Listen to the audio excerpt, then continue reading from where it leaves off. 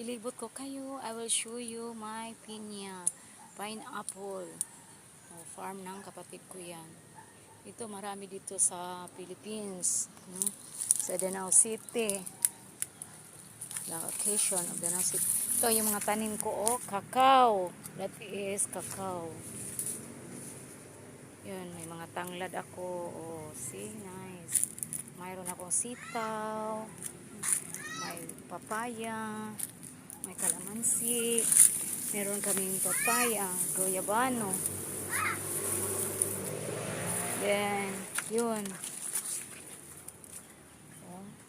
Sabana, guyabano, coconut, dwarf to coconut, dwarf. Ililibot ko kayo namin.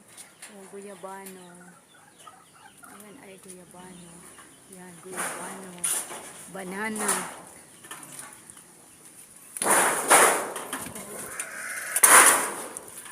Ito tayo, mag-ikot-ikot tayo guys. Meron kaming guava.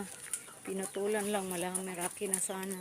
Meron kaming cacao, chico, siniguelas, kainito. Meron mga, yan, mga manok. Manok. Sa kapatid ko. Dito lang yan sa Enriquez Hills. Yan, mag-harvest ngayon ako ng cacao. Manguha ako ngayon ng cacao. Yan, may tanim din ako dito ng saging or banana. Here I are. Magsipag ka lang. Magtanim, may aanihin. Yung banana ko, ang laki-laki. Ang ganda ng banana ko. Meron ding mangga doon. Sa tanim pa yan ng papa ko. Mangga. May mga bunga pa yan.